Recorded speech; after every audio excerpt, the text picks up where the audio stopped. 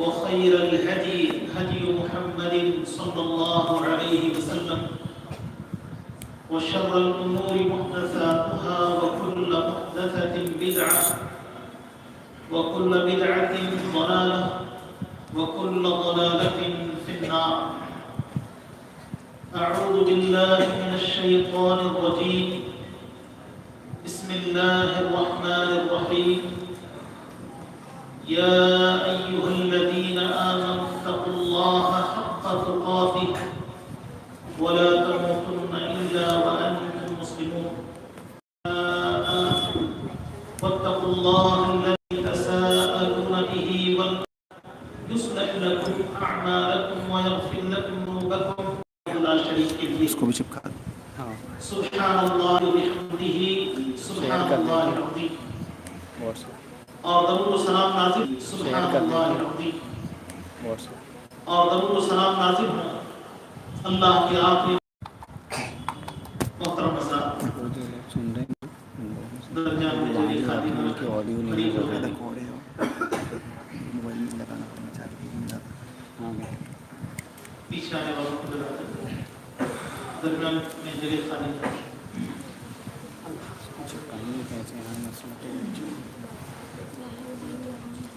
محترم حضرات، آج کی مجلس کے لیے جو عنوان میرے ذمہ ہے وہ ہے کتاب و سنت کو سمجھنے کے لیے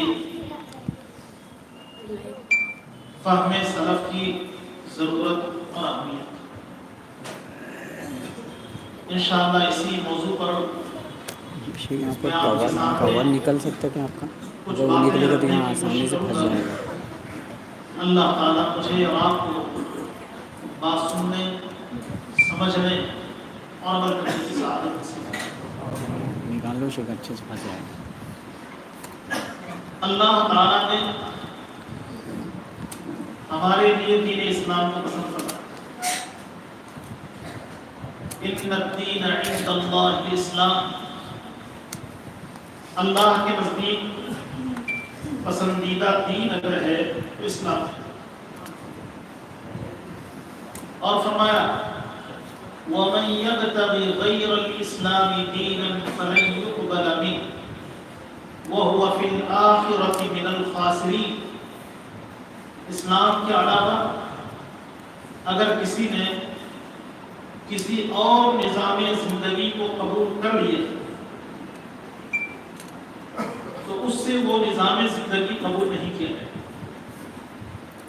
اور وہ شخص آخرت میں نقصان اٹھانے والوں میں سے ہو جائے.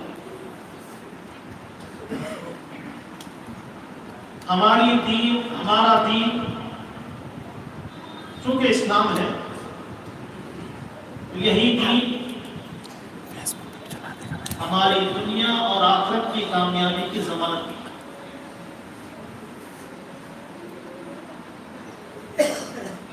اللہ تعالیٰ نے ارشاد فرمایا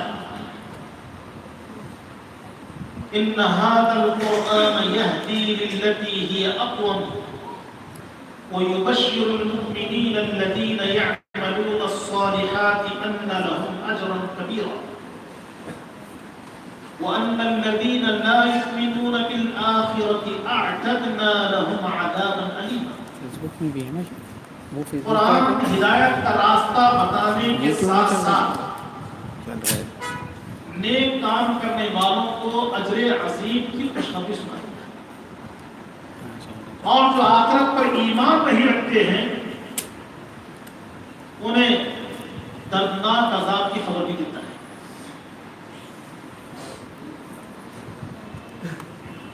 دین اسلام اس کی اساس کتاب و سنت پر ہے. اللہ کی کتاب قرآن مجید اور پیارے نبی صلی اللہ علیہ وسلم کے ارشادات احادیث رسول. انہی دو چیزوں کو سمجھنے اور انہی دو چیزوں پر عمل کرنے کا ہم سے تقاضا کیا. اگر ہم کتاب اللہ کو سیکھتے ہیں، کتاب اللہ کو سمجھتے ہیں اور کتاب اللہ کے مطابق زندگی گزارتے ہیں تو کامیاب ہو جائے گا۔ اور پیارے نبی صلی اللہ علیہ وسلم کی احادیث ان کو پڑھنا، سیکھنا، سمجھنا یہ بھی ہمارے لیے انتہائی ضروری ہے۔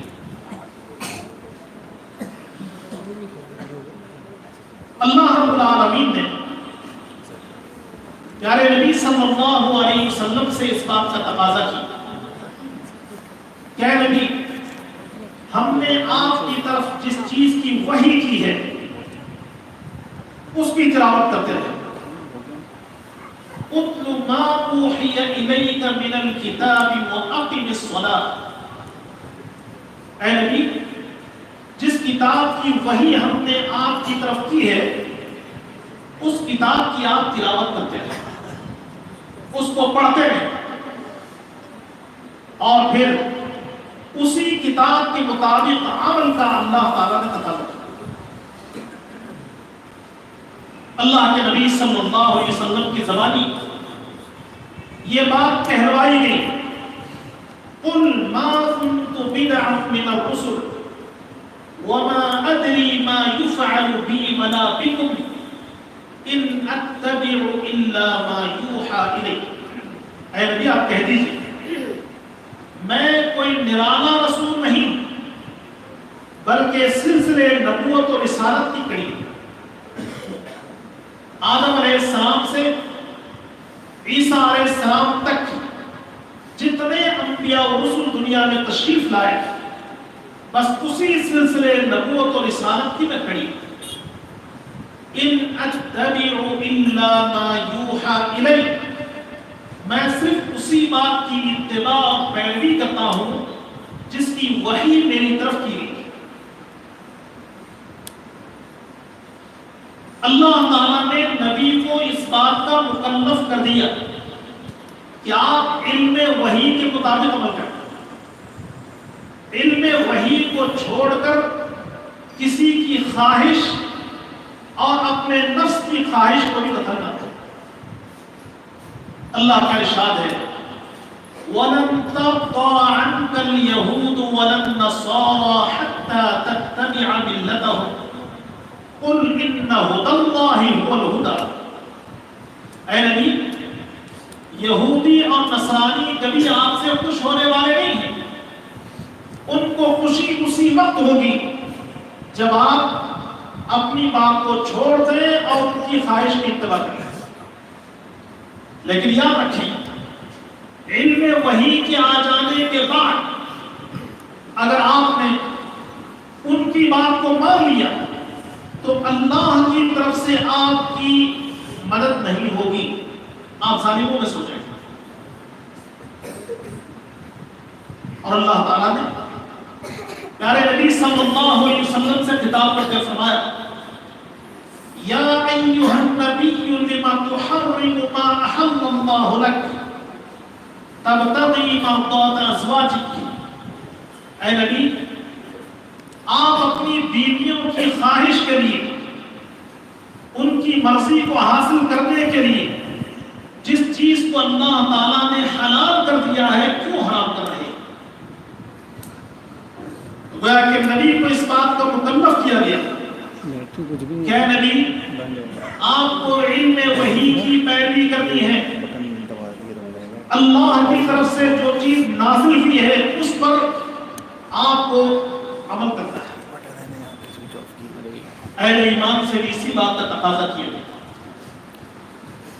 مجھ اور آپ سے اسی بات کا تقاضا کیا گیا اتبعوا ما انزل الیکم من ربکم ولا تتبعوا من دونه اولیاء۔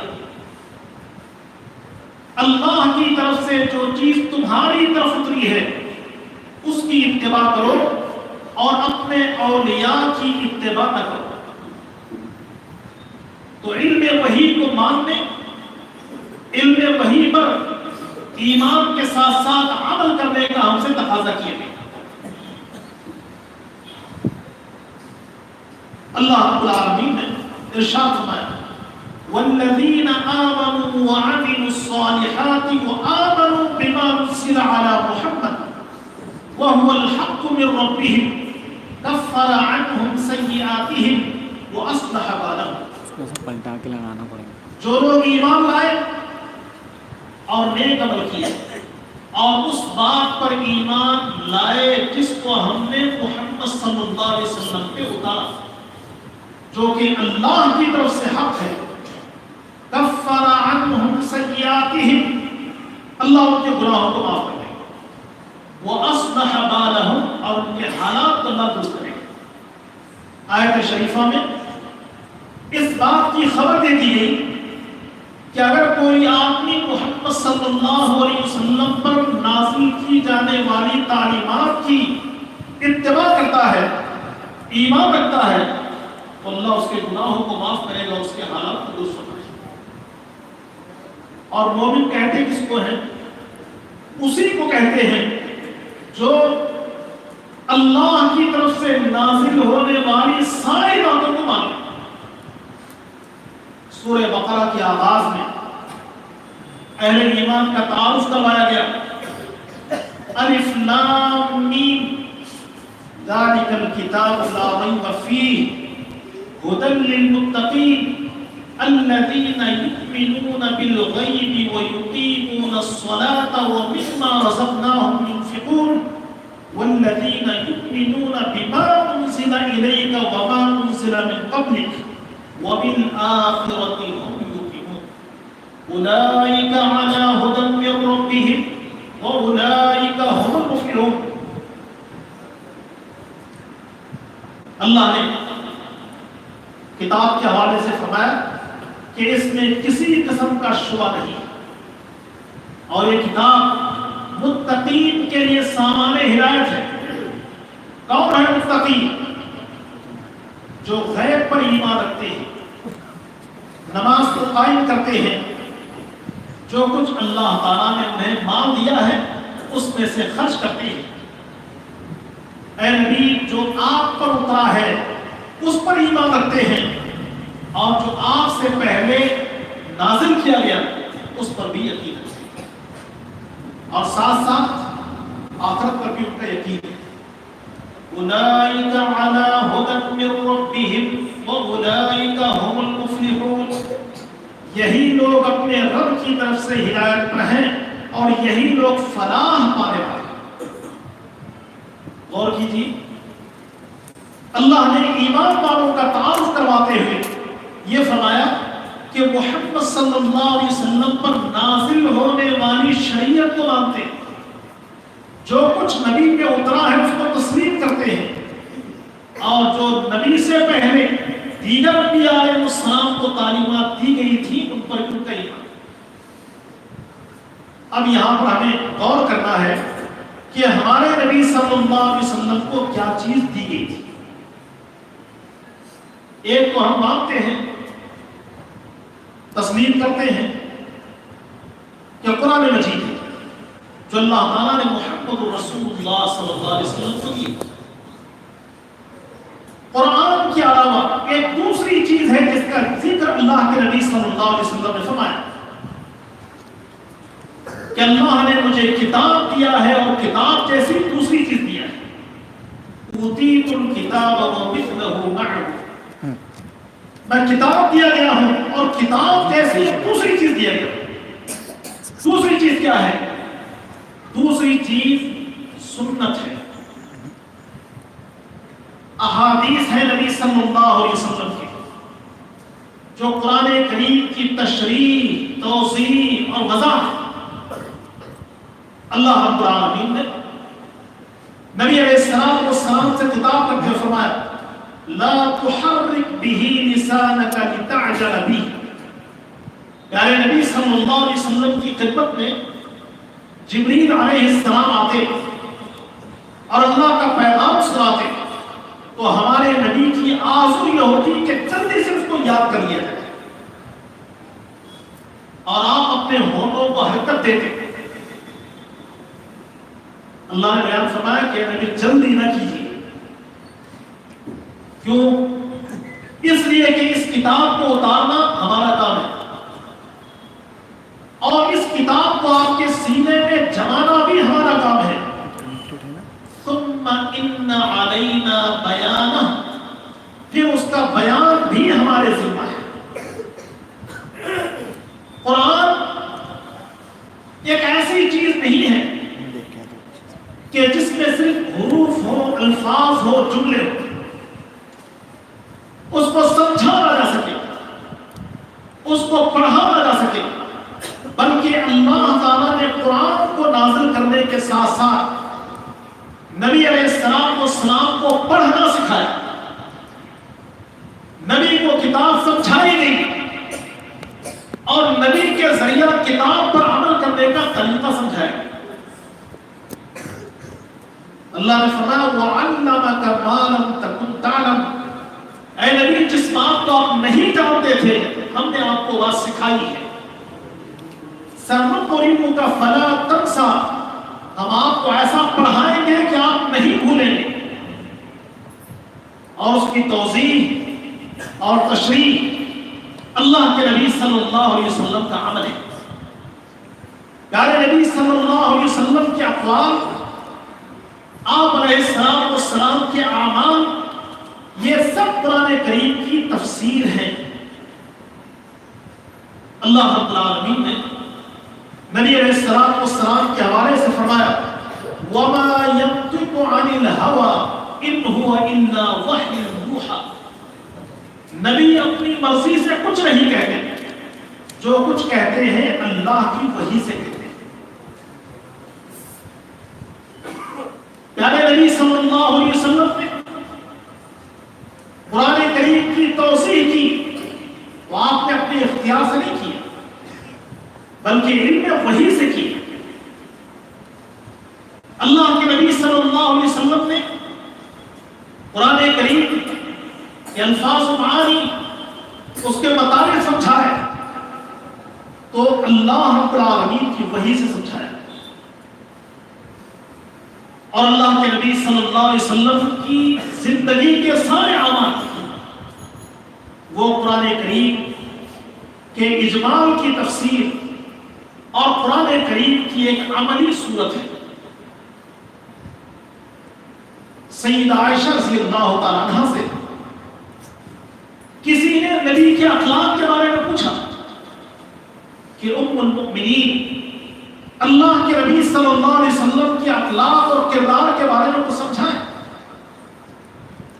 تو سیدہ عائشہ رضی اللہ تعالیٰ عنہ نے کہا کیا تم نے اللہ کی کتاب کو نہیں پڑھا؟ کتاب اللہ کی عملی تفسیر نبی علیہ السلام کا حکم ہے، یعنی جو تم قرآن میں پڑھتے ہو اللہ کے نبی صلی اللہ علیہ وسلم کو عملاً ویسے ہی دیکھو گے۔ تو ہمارے نبی صلی اللہ علیہ وسلم نے یہ کہ بات اس کی وضاحت کر دی اور عمل کے ذریعے ثابت کر دی۔ ہمارے اوپر یہ ذمہ داری ہے کہ ہم کتاب اللہ کو سمجھیں، سنت رسول اللہ کو سمجھیں، اور کتاب و سنت کے تقاضوں کو پورا کرنے کی کوشش کریں۔ اللہ رب العالمین نے ارشاد فرمایا الذین آتیناہم الکتاب یتلونہ حق تلاوتہ اولئک یؤمنون بہ ومن یکفر بہ فاولئک هم الخاسرون، جن کو ہم نے کتاب دیا ہے وہ اس کتاب کی تلاوت کرتے ہیں جیسے تلاوت کرنے کا حق ہے۔ اولئک یؤمنون بہ، اور وہ اس پر ایمان رکھتے ہیں، اور جو کتاب کا انکار کرے وہ نقصان اٹھانے والوں میں ہو جائے۔ اہل علم یتلونہ حق تلاوتی پر کہتے ہیں کہ اللہ کی کتاب کو پڑھنا، اللہ کی کتاب کو سمجھنا، اللہ کی کتاب پر غور و فکر کرنا، اللہ کی کتاب میں جو چیز حلال ہے اس کو حلال سمجھنا، اور جو اللہ کی کتاب میں حرام ہے اس کو حرام جاننا۔ یہ سارے معنی یتلونہ حق تلاوتی جاتے ہیں۔ پیارے نبی صلی اللہ علیہ وسلم نے ارشاد فرمایا خیرکم من تعلم القرآن وعلمہ، تم میں وہ شخص بہترین ہے جس نے قرآن کو سیکھا اور دوسروں کو سکھایا۔ اللہ کے نبی صلی اللہ علیہ وسلم نے ارشاد فرمایا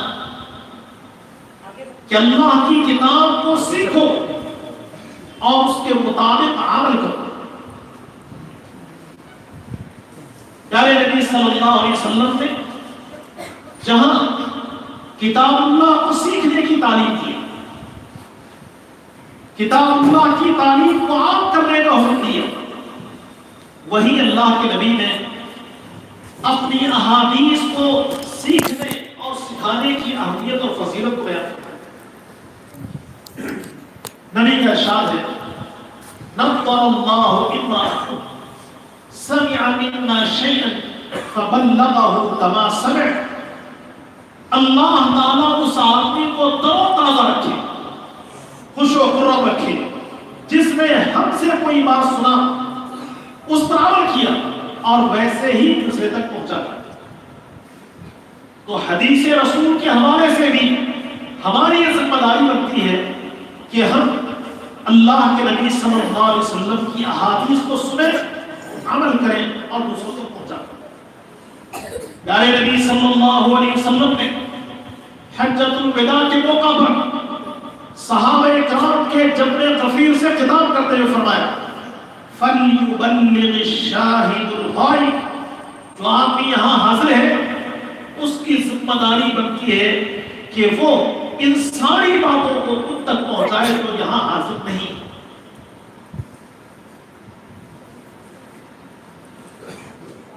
اللہ رب العالمین کی کتاب،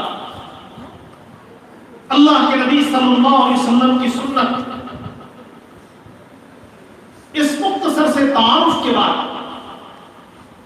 ہمیں سلف ان کا تعارف بھی حاصل کرنا چاہیے کہ وہ کون لوگ ہیں۔ اس لیے کہ کتاب اللہ کو سلف صالحین کی فہم سے سمجھنے والا ہم پر ہے، اس کی وضاحت میں اپنی گفتگو میں کروں گا۔ سلف کن کو کہتے ہیں؟ سلف کہتے ہیں ان نیک لوگوں کو جو ہم سے پہلے گزر گئے،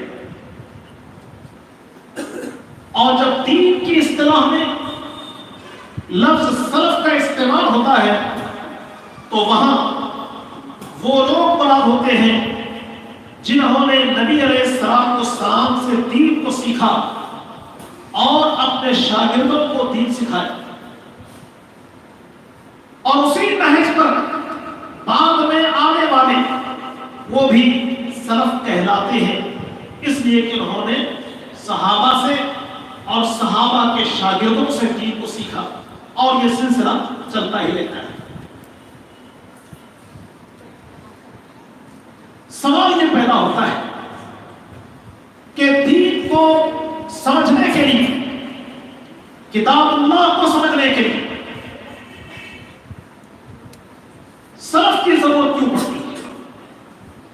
صحابہ کرام کو کیوں دیکھیں، اپنی مرضی سے دین کیوں نہ سمجھیں؟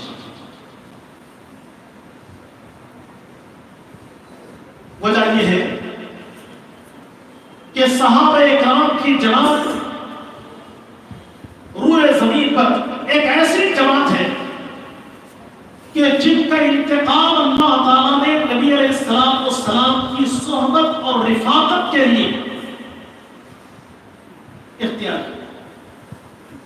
جن کو اللہ تعالیٰ نے منتخب فرمایا، اور جن کے ذریعے نبی کی پہچان کروائی۔ محمد رسول اللہ، محمد اللہ کے رسول ہیں۔ کیسے پہچانو گے محمد صلی اللہ علیہ وسلم؟ کہا محمد صلی اللہ علیہ وسلم کے ساتھی ایمان والوں کے لیے انتہائی نرم ہیں اور کافروں کے حق میں انتہائی سخت ہیں۔ کہ نبی کی پہچان کے لیے صحابہ اکرام کی پہچان اللہ رب العالمین نے کروائی۔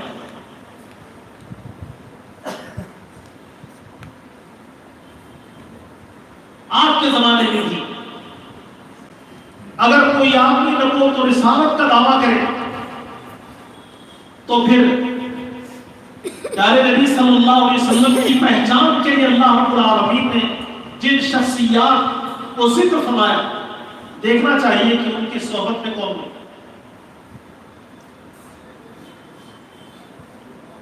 اور صحابہ اکرام روئے زمین پر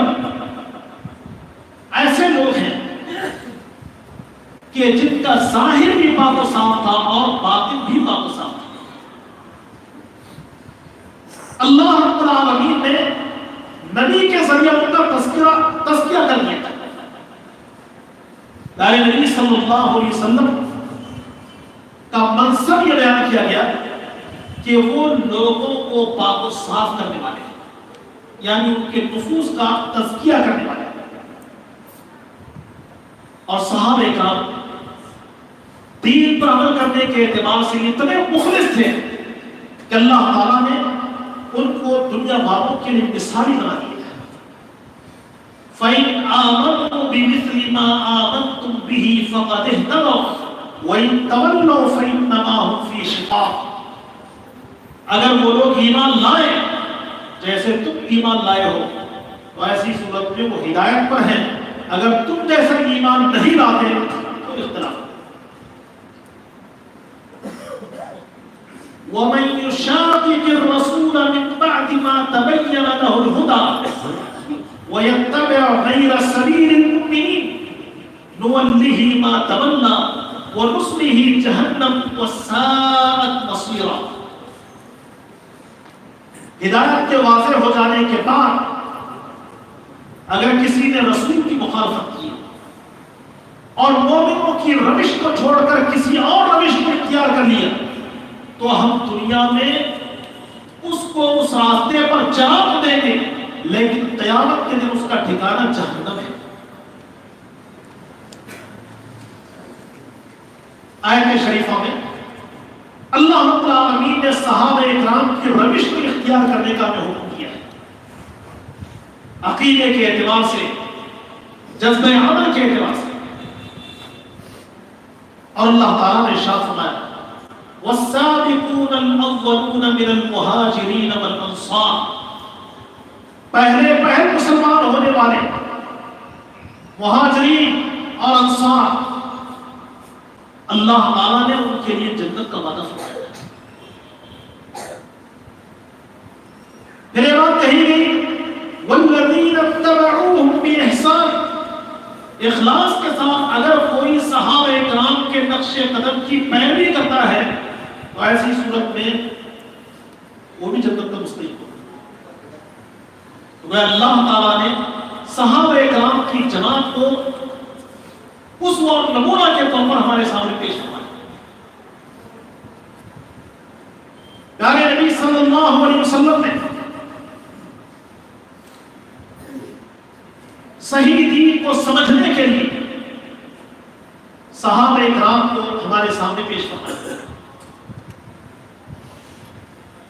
اللہ کے نبی صلی اللہ علیہ وسلم نے ارشاد فرمایا کہ میری امت میں 73 فرقے ہوں گے، سارے کے سارے دوزخ میں داخل ہو جائیں گے مگر ایک فرقہ جنت میں جائے گا۔ صحابہ نے کہا کہ اللہ کے نبی وہ کون ہے جو جنت میں جائے گا؟ اللہ کے نبی نے فرمایا ما انا علیہ واصحابی، جس عقیدہ اور منہج پر میں ہوں اور میرے صحابہ ہیں وہ جنت میں جائے گا۔ تو کہ صحابہ اکرام کے نہج کو اللہ کے نبی صلی اللہ علیہ وسلم نے بطور اسوہ اور نمونہ کے بیان فرمایا۔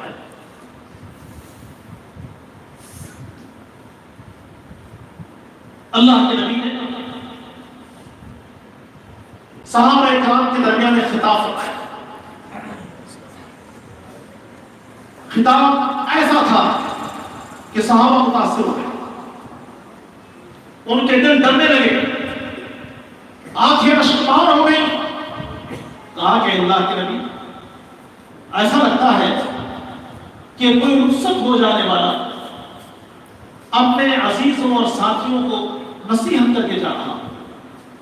اے اللہ کے نبی، اس موقع پر آپ ہمیں نصیحت کر دی۔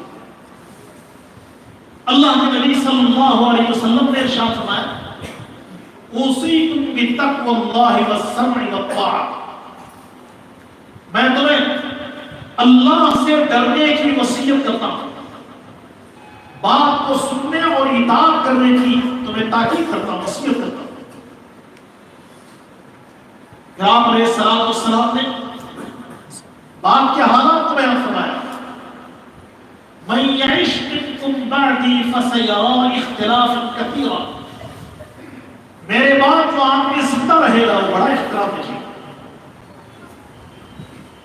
اس اختلاف کے زمانے میں کیا کرنا ہے اس کی وضاحت اللہ کے نبی صلی اللہ علیہ وسلم نے کر دی۔ ایک بات تو آپ نے یہ بیان فرمائی کہ اگر تم پر حبشی غلام امیر بنا دیا جائے تو اس کی اطاعت کرو، اور یہ نبی علیہ السلام نے فرمایا کہ میری سنت کو لازم پکڑ لینا اور میرے خلفاء کے طریقوں کو بھی لازم پکڑ لینا۔ تو اللہ کے نبی صلی اللہ علیہ وسلم نے خلفاء کی سنت کو لازم پکڑنے کا حکم دیا، تو اس سے یہ بات واضح ہوتی ہے کہ اللہ کے نبی صلی اللہ علیہ وسلم نے صحابہ کرام، خلفاء راشدین، ان کے طریق کو اپنانے کا۔ یہاں بھی ہمیں یہ دیکھ لینا چاہیے کہ عمل کے اعتبار سے ہماری ترتیب کیا ہونی چاہیے۔ ہماری ترتیب عمل کے اعتبار سے یہ ہو کہ ہم اپنے مسائل کا حل کتاب اللہ سے کریں۔ کتاب اللہ میں اگر کوئی بات ہمیں نہ ملے تو اللہ کے نبی صلی اللہ علیہ وسلم کی زندگی کو دیکھیں، نبی کی احادیث کو دیکھیں۔ کتاب و سنت سے اگر رہنمائی نہ ملتی ہو تو ایسی صورت میں صحابہ کرام کے اجتہادات اور ان کے طور طریقوں کو دیکھیں۔ یہ ترتیب ہے۔ تو اللہ کے نبی صلی اللہ علیہ وسلم نے صحابہ کرام رضوان اللہ علیہم اجمعین کو بطور اسوہ اور نمونہ کے پیش فرمایا۔ اس لیے قرآن کو سمجھنے کے لیے جہاں دیگر باتوں کی ضرورت پڑتی ہے تو وہی صحابہ کرام کی فہم، ان کی ضرورت ہمیں پڑی، اور صحابہ کرام کے طریقہ کو اپنانے اور اختیار کرنے کی ضرورت کیوں ہے؟ اس اعتبار سے بھی ہے کہ وہ اللہ کی کتاب کو بغور پڑھنے والے تھے، جن کے سینوں کو اللہ رب العالمین نے کتاب اللہ کے لیے کھول دیا تھا، جن کے علم کی اللہ کے نبی صلی اللہ علیہ وسلم نے تعریف فرمائی۔ پیارے نبی صلی اللہ علیہ وسلم نے ابی بن کعب رضی اللہ تعالیٰ عنہ سے کہا، اے ابی، کیا تم جانتے ہو کہ قرآن کریم کی سب سے بڑی آیت کون سی؟ انہوں نے کہا کہ سب سے بڑی آیت آیت کرسی۔ اللہ کے نبی نے ان کے سینے پر ہاتھ مارتے ہوئے کہا کہ ابی، یہ علم تمہیں مبارک ہو، یہ خوش نصیب لوگ ہیں کہ جن کے سینوں پر اللہ رب العالمین نے علم وحی کے لیے کھول دیا۔ اللہ کے نبی صلی اللہ علیہ وسلم آپ نے بیان فرمایا کہ اگر کوئی آدمی چاہتا ہو کہ قرآن کو اسی انداز میں پڑھے جس طرح قرآن نازل ہوا ہے تو عبداللہ ابن مسعود کے انداز میں، یہ فضیلت ہے صحابہ۔ اللہ کے نبی صلی اللہ علیہ وسلم نے ارشاد فرمایا کہ اگر کوئی آدمی قرآن کو پڑھنا چاہتا ہو تو 4 آدمیوں سے قرآن سیکھے. ابی بن کعب، عبداللہ بن مسعود، معاذ بن جبل، سالم مولا حذیفہ رضی اللہ عنہ. یہ 4 اللہ نبی صلی اللہ علیہ وسلم سے صحابہ کرام 10 آیتیں پڑھتے تھے. جب تک وہ 10 آیتیں صحیح انداز میں پڑھ نہ لیں، سمجھ نہ لیں اور ان پر عمل نہ کر لیں، تب تک وہ دوسری آیتوں کو نہیں لیتے. تو گویا کہ جیسے جیسے اللہ رب العالمین کی کتاب نازل ہوتی رہی، صحابہ نے نبی سے قرآن کو سیکھا اور جیسے اللہ رب العالمین کی مراد ہے اس کے مطابق انہوں نے عمل کر لیا.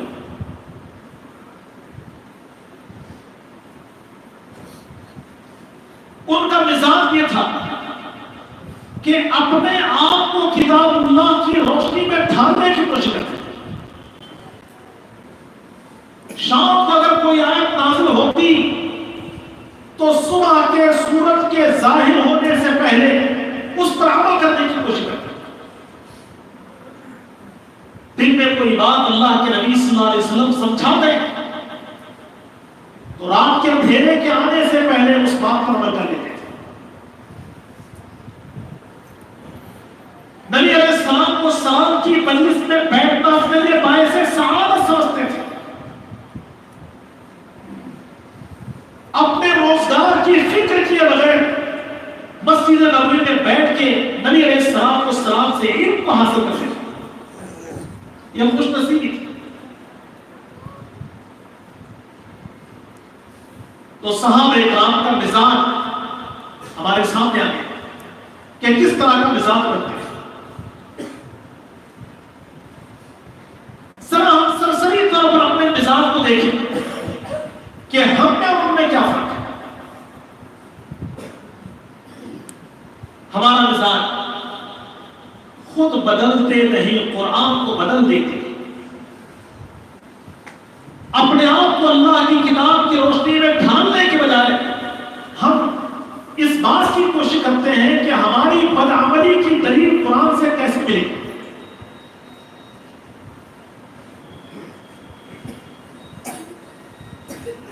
ہم اپنی سیاکاریوں پر، ہم اپنی بدعملیوں پر، ہم اپنی بدعقیدگی پر اللہ رب العالمین کی کتاب سے، نبی علیہ السلام کی سنتوں سے دلائل تلاش کرنے کی کوشش کرتے ہیں. تو یہ ہمارے مزاج کا ٹیڑھا ہے. تو اگر اسی ٹیڑھے پن کو ہم اپنے ساتھ کرتے ہوئے اللہ کی توفیق کے بغیر قرآن کو پڑھنے، قرآن کو سیکھنے اور قرآن پر عمل کرنے کی کوشش کریں تو ظاہر سی بات ہے کہ ہم اس مراد کو نہیں پاتے جو مقصود ہے، جو اللہ کی طرف سے مطلوب ہے.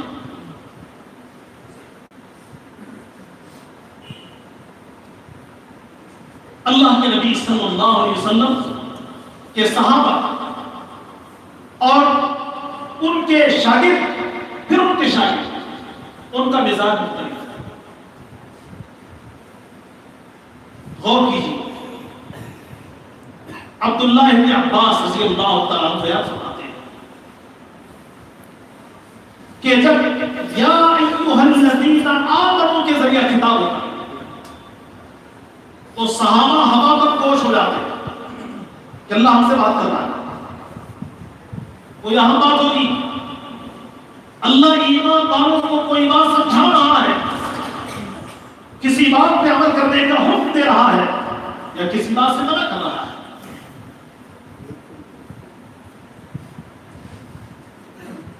اور پھر نبی علیہ السلام کے حوالے سے جب ان کے سامنے یہ بات آتی، اللہ کے نبی صلی اللہ علیہ وسلم نے فرمایا، تب بھی وہ اپنے کانوں کو کھلے رکھتے تھے کہ پیارے نبی صلی اللہ علیہ وسلم کی بات، پیارے نبی صلی اللہ علیہ وسلم کی حدیث ہمیں کوئی سنا رہا ہے.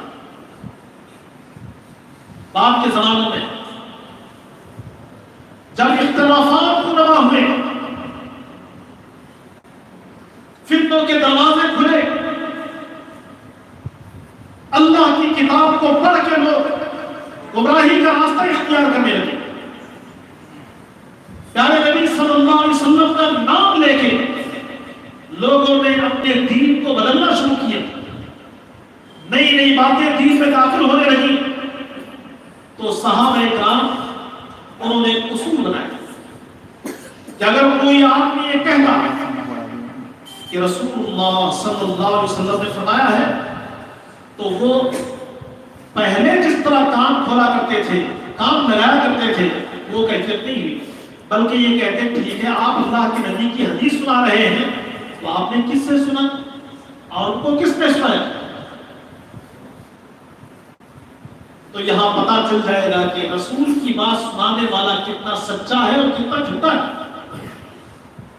تو یہیں سے ہمیں یہ بات معلوم ہوتی ہے کہ کتاب اللہ اور سنت رسول اللہ کو چھوڑنے کے نتیجے میں انسان گمراہی کا راستہ اختیار کر لیتا ہے، اور جب گمراہی اس کا مقدر بن جاتی ہے، دل میں سختی پیدا ہوتی ہے، تو اپنے ناجائز کاموں کے لیے قرآن کا استعمال کو کر بیٹھتا ہے۔ یہ تو اسلامی تاریخ شاہد ہے، اسلام کے درمیان، اسلام کے اندر باطل فرقے کیسے رونما ہوئے، اس کی تاریخ ہمارے سامنے، اس کی وجہ یہی تھی کہ کتاب اللہ کو چھوڑا گیا، اللہ کے نبی صلی اللہ علیہ وسلم کی سنت کو چھوڑا گیا، نتیجتاً فکر کی گمراہی نے بدعقیدگی کی ایک صورت اختیار کی۔ ذرا دیکھیے کہ اللہ کے نبی صلی اللہ علیہ وسلم کے بعد ارتداد کا ایک فتنہ رونما ہوتا ہے، مانعین زکات، کہ ہم زکات نہیں دیں گے، نہیں دیں گے، دلیل کیا ہے؟ یہ کیسے کہتے ہو کہ زکات معاف ہے؟ تو اپنی کج مزاجی کے لیے انہوں نے کتاب اللہ سے دیا کہ اللہ رب العالمین نے فرمایا خذ من اموالہم صدقہ، اے نبی آپ ان کے مال سے صدقہ لیں۔ تو یہاں خطاب نبی علیہ السلام سے کہ اے نبی آپ ایمان والوں کے مال سے زکات لیں، صدقہ لیں، تو اللہ تو نبی سے کہہ رہا ہے، ابو بکر کو زکات دینے کا مسئلہ نہیں ہے۔ تو دیکھیے اللہ کی کتاب سے دلیل ہوگی گی، ابو بکر صدیق رضی اللہ تعالیٰ نے اس فتنے کو تھامی، انہوں نے اس بات کا اعلان کر دیا اگر کوئی آدمی نبی علیہ السلام کے زمانے میں جانور کے گلے میں پڑی رسی بطور زکات کے دیتا تھا اور آج ابو بکر کو نہیں دیتا تو ابو بکر اس کے ساتھ قتال کرے۔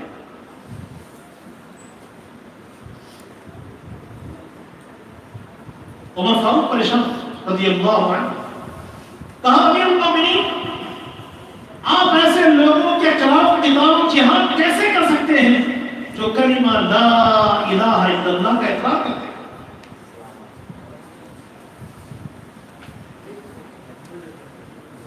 ابو بکر صدیق رضی اللہ تعالیٰ عنہ نے یہ بات بیان فرمائی کہ اگر کوئی آدمی اسلام کو اس کے حق کے ساتھ مانتا ہے تب تو مسلمان ہے، اور اگر کوئی آدمی اسلام کو اس کے حق کے ساتھ نہیں مانتا ہے اس کا خون ہمارے لیے حلال ہو جائے۔ اللہ رب العالمین نے ابو بکر صدیق رضی اللہ تعالیٰ عنہ کے سینے کو کھول دیا، پیارے نبی صلی اللہ علیہ وسلم کی احادیث کی روشنی میں ایک فتنے کا انہوں نے سدبات کیا، اس کو روکا۔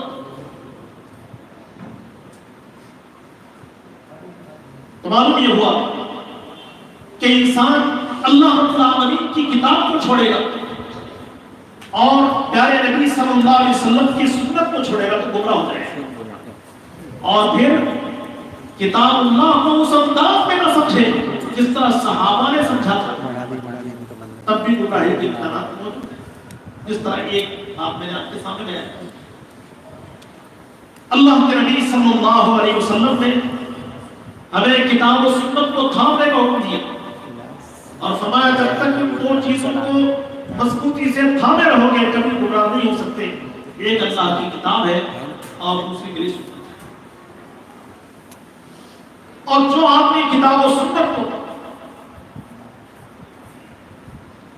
فہم صحابہ کی روشنی میں، فہم تابعین کی روشنی میں سمجھنے کی کوشش کرتا ہے تو وہ دین کی مراد کو پالے، اصل دین کو سمجھ نہیں سکتا، ورنہ پھر باتیں مختلف۔ یہ بات ہمارے لیے انتہائی ضروری ہے کہ ہم کتاب و سنت کو لازم پکڑیں، اور کتاب و سنت کو لازم پکڑنا زندگی کے تمام شعبوں میں، تمام شعبوں میں۔ موضوع اپنی جگہ پر بڑا اہم ہے۔ اللہ رب العالمین نے جو دین ہم کو دیا ہے، یہ دین زندگی کے تمام شعبوں پر محیط ہے، لیکن ہم نہیں چاہتے کہ کتاب و سنت کا فہم ہم کو حاصل ہو جائے۔ اگر کوئی آدمی چاہتا بھی ہے تو صرف عقیدہ کے حد تک چاہتا ہے، کوئی آدمی چاہتا ہے تو عبادت کے حد تک چاہتا ہے، اس سے آگے بڑھنے کی کوشش نہیں کرتا، بلکہ اللہ کے دین ہمیں عقیدہ بھی سکھاتا ہے، ہمیں عبادت کے طور طریقے بھی سمجھاتا ہے، ہمیں معاملات کی درستگی بھی سکھاتا ہے، ہمیں اچھے اخلاق اور کردار کو اپنانے کا بھی سکھاتا ہے، ہمیں کاروبار کرنے کا سلیقہ بھی سمجھاتا ہے، ہمیں ازدواجی زندگی گزارنے کا طور طریقہ بھی بتاتا ہے، اسلامی معاشرے میں رہنے کے اصول اور ضوابط بھی سکھاتا ہے۔ تو کتنے لوگ ہیں جو زندگی کے تمام شعبوں میں کتاب و سنت کو ماننے اور تسلیم کرنے کے لیے راضی ہو تیار ہیں؟ لوگ تو اللہ کی کتاب اس لیے پڑھنا نہیں چاہتے کہ عمل کرنے کی ضرورت پڑ جائے، لوگ رسول اللہ صلی اللہ علیہ وسلم کی سنت کی طرف آنا نہیں چاہتے، اس کو سیکھنا نہیں چاہتے، کیوں؟ عمل کرنا پڑے گا۔ کتاب و سنت ہے تو عمل کے لیے ہے، تو ہماری بہرحال ابھی ہمیں کہاں تک لے جائے گا؟ ہم کیوں غور و فکر نہیں کرتے؟ ایک آدمی جس کا عقیدہ صحیح ہے وہ اپنی عبادت کو صحیح کرنے کی کوشش نہیں کرتا،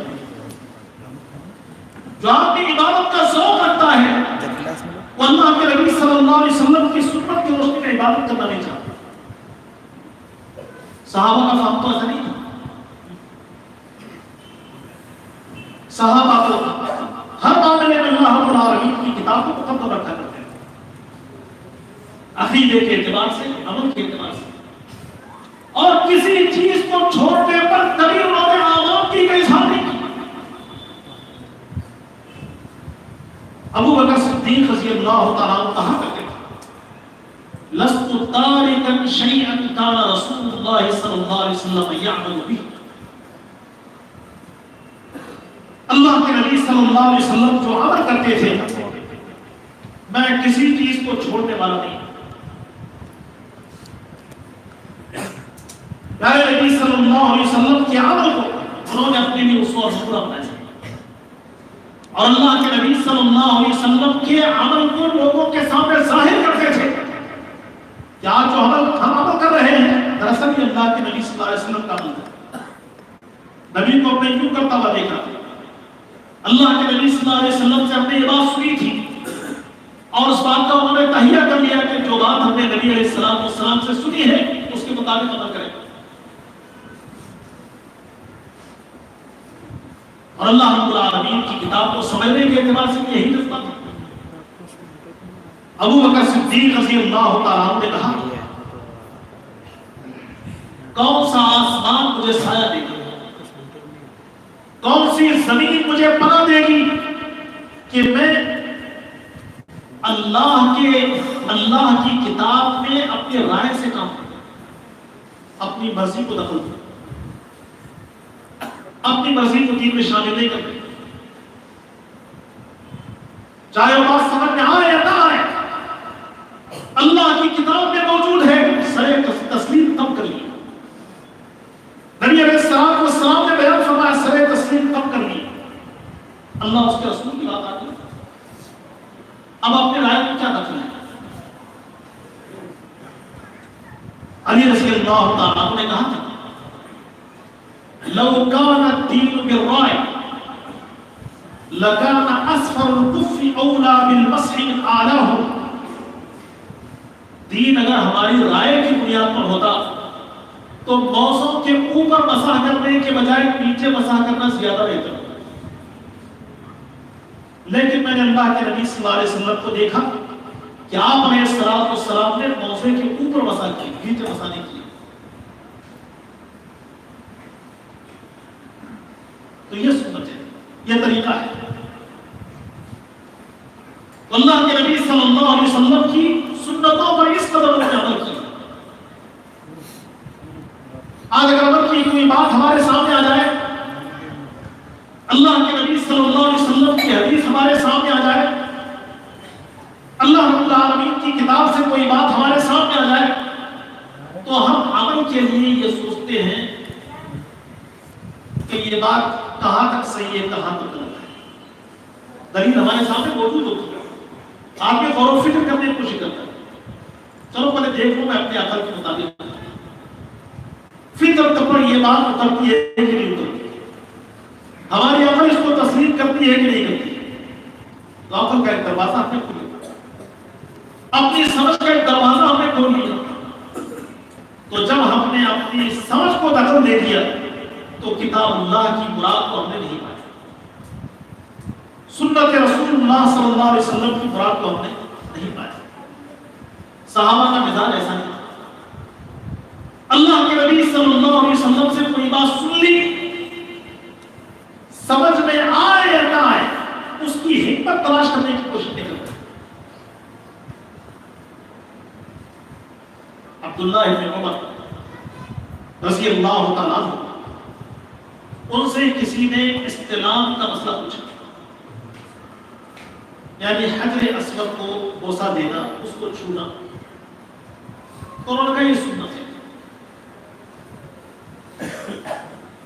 تو پھر سامنے والے نے کہا کہ اگر بھیڑ ہو جائے تب کیا کیا جائے؟ تو عبداللہ بن عمر رضی اللہ تعالیٰ عنہ نے کہا کہ تیری اگر مگر کو یمن میں چھوڑ، اللہ کے نبی صلی اللہ علیہ وسلم کو ہم نے جیسے دیکھا ویسے دیکھا، معلوم ہوتا ہے کہ سائل یمن کا رہنے والا تھا۔ تو عبداللہ بن عمر رضی اللہ تعالیٰ نے اس بات کی وضاحت کر دی کہ نبی صلی اللہ علیہ وسلم سے ہم نے جو پایا ہے اس پر عمل کریں۔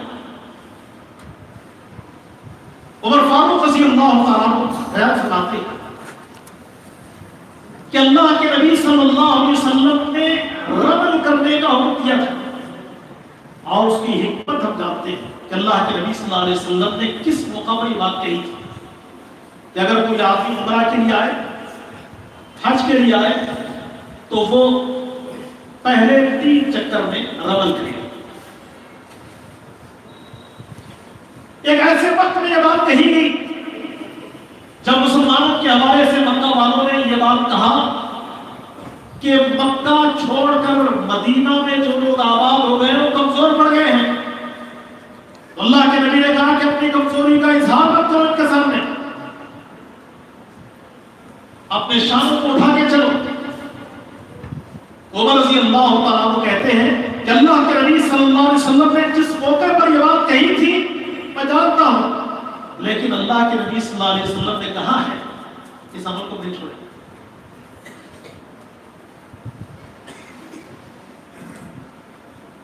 کسی آدمی نے عبداللہ بن عمر رضی اللہ تعالیٰ عنہ سے سوال کیا کہ بعض نمازوں میں قرات جہرن کی جاتی ہے، یعنی اونچی آواز سے قرات کی جاتی ہے، اور بعض نمازیں قرات کے بغیر پڑھی جاتی ہیں۔ ظہر اثر کی نماز اونچی آواز میں قرات نہیں ہوتی، مغرب عشاء اور فجر کی نمازوں میں قرات ہوتی ہے۔ تو عبداللہ ابن عمر رضی اللہ تعالیٰ عنہ سے سوال ہوتا ہے کہ ایسا کیوں ہے، اس کی کیا حکمت ہے؟ تو عبداللہ ابن عمر رضی اللہ تعالیٰ عنہ نے بیان فرمایا، اللہ رب العالمین نے جیسے نبی کو حکم دیا ویسے نبی نے کی، جیسے نبی کو ہم نے کرتا ہوا دیکھا ویسے کیا ویسے کریں۔ بہت سے لوگ دین کی بات ان کے سامنے آ جائے تو پہلے یہ پوچھیں اس کی کیا حکمت ہو سکتی ہے، ایسا کیوں ہے، کیوں ہے؟ اللہ رب العالمین اگر سینہ کھول دے تو سمجھ نہ آئے گا، لیکن پہلے یہ بات سمجھ لی جائے کہ کتاب و سنت کے سامنے اپنے سر کو جھکا دیتا ہے اور جذبہ عمل وہ اختیار کرنا ہے جو صحابہ اکرام رضوان اللہ علیہ وسلم۔ تو ہمیں یہ فکر لینا ہے کہ ہم دین کے لیے کتاب و سنت کو اساس بنائیں، بنیاد بنائیں، کتاب و سنت کو سیکھنے سمجھنے کا جذبہ اپنے اندر رکھیں اور کتاب و سنت کی روشنی میں اپنی زندگی کو گزارنے کی کوشش کریں، اور اللہ کے دین کے بارے میں اپنی طرف سے کسی نئی بات کو جنم دینے کی کوشش کریں، اپنی رائے سے اپنی عقل سے نہ قرآن کی تفسیر بیان کی جائے اور نہ ہی اپنے دماغ سے اللہ کے نبی صلی اللہ علیہ وسلم کی احادیث کو پرکھنے کی کوشش کریں، بلکہ اس بات کی کوشش کریں کہ ہمارے اسلاف نے کیسے سمجھا، اور پھر یہ بات یہاں پر آپ کو سمجھانی، ذہن میں رکھنی یہ بات کہ جو فہم صحابہ کا تھا، جو فہم تابعین کا تھا، کیا صحابہ اور تابعین تک ہی وہ بات ختم ہوگی؟ کیا اللہ تعالیٰ ہمارے سینے نہیں کھولے گا؟ کیا پھر اللہ رب العالمین کے دین پر چلنے کے لیے کوئی ایسی مثالی شخصیتیں نہیں ہوگی؟ اللہ کے نبی صلی اللہ علیہ وسلم نے بطور پیش گوئی کی بات بیان فرمائی ہے، لا تزال طائفۃ من امتی منصورین علی الحق، ایک جماعت ایسی ہوگی جو حق پر قائم رہے گی، یعنی کتاب اللہ کو سمجھنا، سنت رسول اللہ کو سمجھنا، کتاب و سنت کی روشنی میں عمل کرنے کا جذبہ ان کا رہے گا، ایک بات دیگر ایک جماعت رہے گی، سلسلہ رہے گا، یہاں تک کہ اللہ رب العالمین کا قیامت آ جائے۔ تو نبی نے پیش گوئی کرتے کہ حق پر قائم جماعت قیامت کی صبح تک رہے گی، اور میرے اور آپ کے لیے اللہ رب العالمین سے ہدایت کو طلب کرنا ہے، دین کو سمجھنے کے لیے اللہ تعالیٰ سے مدد مانگ لینا ہے۔ جب تک ہم اپنے مزاج کو نہیں بدلیں گے، ہمارا مزاج بدلنے والا نہیں ہے، اور جو لوگ اللہ تعالیٰ کی رحمت کے قریب آتے ہیں اللہ تعالیٰ ان کو اپنا راستہ دکھاتا ہے، وَالَّذِينَ جَاهَدُوا فِينَا لَنَهْدِيَنَّهُمْ سُبُلَنَا، جو لوگ ہماری راہ میں کوشش کرتے ہیں تو ہم ان کے لیے راستہ نکال کے دیں گے۔ واللہ رب العالمین سے توفیق طلب کرنا چاہیے، اہدنا الصراط المستقیم صراط الذین انعمت علیہم غیر المغضوب علیہم ولا الضالین، اللہ تعالیٰ سے دعا کرنا چاہیے، ربنا لا تزغ قلوبنا بعد إذ هديتنا وهب لنا من لدنك رحمة إنك أنت الوهاب۔ تو جو لوگ اللہ رب العالمین سے توفیق طلب کرتے رہیں گے اور خود بھی کوشش کرتے رہیں گے تو اللہ رب العالمین سینوں کو کھولے۔ اللہ تعالیٰ نے موسیٰ علیہ السلام کی سینے کو کھول دیا، جب انہوں نے کہا رب اشرح لی صدری، کہ اللہ میرے سینے کو کھول دے۔ اللہ نے پیارے نبی کے سینے کو کھول دیا، الم نشرح لک صدرک، اے نبی کیا ہم نے آپ کے سینے کو نہیں کھولا؟ تو اللہ تعالیٰ اگر کسی کو بھلائی دینا چاہے تو اس کے سینے کو کھول دیتا ہے۔ من یرید اللہ بہ خیرا یفقہہ فی الدین، کہ اللہ تعالیٰ اگر کسی کو دین کی سمجھ دینا چاہتا ہے تو اس کو دین کی سمجھ عطا فرماتا ہے۔ خیر اگر دینا چاہے اللہ تعالیٰ کو دین کی سمجھ عطا کرتا ہے۔ اور اللہ کے نبی صلی اللہ علیہ وسلم نے بیان فرمایا کہ انسان کے دل زمین کی طرح ہے. زمین کے مختلف حصے ہیں. ایک حصہ ایسا ہے کہ جس پر بارش گرتی ہے بہہ کے گزر جاتا ہے. ایک حصہ ہے جہاں بارش گرتی ہے پانی جمع ہو جاتا ہے. زمین فائدہ نہیں اٹھاتی لیکن اللہ کی مخلوق فائدہ اٹھا لیتی ہے. زمین کا حصہ ایک ایسا ہے جس پر آسمان سے بارش گرتی ہے. وہ زمین پانی کو جذب کرتی ہے اور پودا اگاتی ہے, خود فائدہ اٹھاتی ہے اور دوسروں کو فائدہ پہنچاتی ہے. اللہ کے نبی صلی اللہ علیہ وسلم نے بیان فرمایا کہ علم وحی کی بارش انسانی دلوں پر اسی انداز میں ہوتی ہے.